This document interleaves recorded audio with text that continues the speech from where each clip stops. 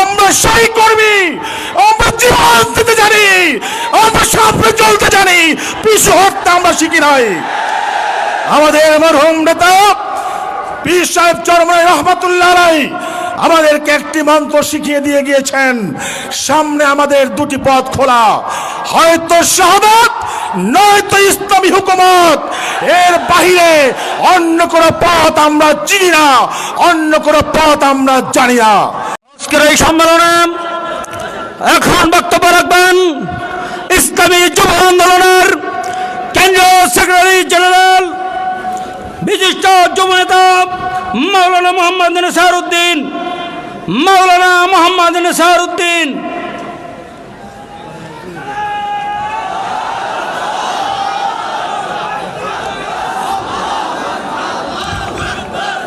বিসমিল্লাহির রহমানির রহিম।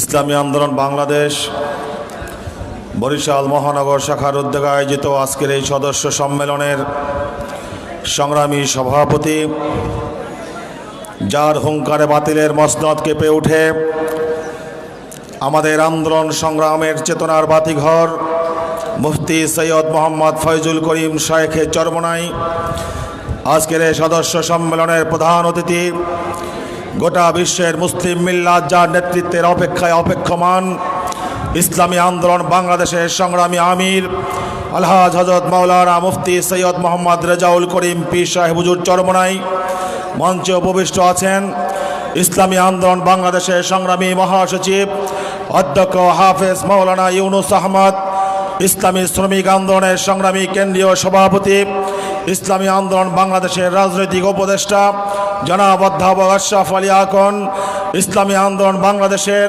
কেন্দ্রীয় ছাত্র ও যুব বিষয়ক সম্পাদক, চরমনাই ইউনিয়নের বারবার নির্বাচিত চেয়ারম্যান মুফতি সৈয়দ ইসহাক মোহাম্মদ আবুল খায়ের সহ বিভিন্ন পর্যায়ে নেতৃবৃন্দ, সমবেত ভাইয়েরা, ইসলামী আন্দোলন বাংলাদেশ একটি আদর্শিক সংগঠনের নাম। ইসলামী আন্দোলন বাংলাদেশ আল্লাহর জমিনে আল্লাহর দ্বীন প্রতিষ্ঠার স্বপ্ন দেখে। ইসলামী আন্দোলন বাংলাদেশ সকল অন্যায়, অবিচার, জুলুম, নির্যাতন, নিপীড়নের অবসান ঘটিয়ে একটি শান্তির সমাজের প্রতিষ্ঠার প্রত্যয় নিয়ে এগিয়ে চলছে। আজকে গোটা বাংলাদেশের গণমানুষের কাছে ইসলামী আন্দোলন বাংলাদেশ আশার সঞ্চার করতে পেরেছে। পীর সাহেব চরমনাইয়ের নেতৃত্বে এদেশের মানুষ একটি সুখী সমৃদ্ধ বাংলাদেশের স্বপ্ন দেখছে। গত নির্বাচনে এদেশের মানুষ ইসলামী আন্দোলনের প্রতি, পীর সাহেব চরমনাইয়ের প্রতি ভালোবাসার উদাহরণ সৃষ্টির মাধ্যমে সে কথাই জানান দিয়েছে। সংক্ষিপ্ত বক্তব্য শুধু একটি কথাই বলতে চাই, ইসলামী আন্দোলন বাংলাদেশের কর্মীরা আল্লাহর উপর ভরসা রেখে সামনে চলে।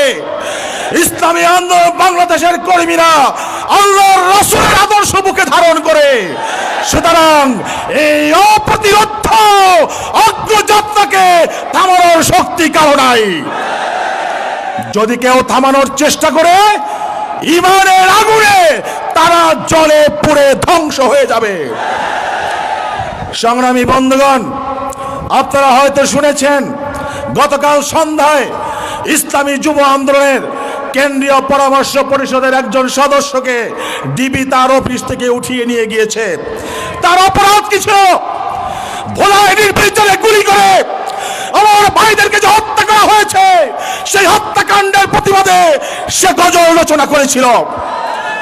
আজকে বাংলাদেশের বিভিন্ন জায়গা থেকে আলেম ওলামাদেরকে ঠুনকো অভিযোগে গ্রেফতার নাটক সাজিয়ে নির্যাতন করা হচ্ছে, নিপীড়ন চালানো হচ্ছে।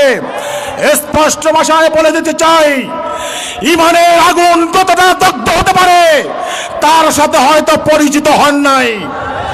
ইসলামী আন্দোলন বাংলাদেশের কর্মীরা ধৈর্য ধারণ করে, ধৈর্যের সীমা যদি ভেঙে যায়, ধৈর্যের বাঁধ যদি ভেঙে যায়, আমিরের নির্দেশ যদি আসে, কোন শক্তি ইসলামী আন্দোলনকে দাবায় রাখতে পারবে না।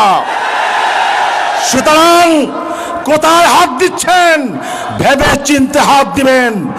আমরা সেই বাহিনী, আমরা সেই কর্মী, আমরা জীবন দিতে জানি, আমরা সামনে চলতে জানি, পিছু হটতে আমরা শিখি নাই।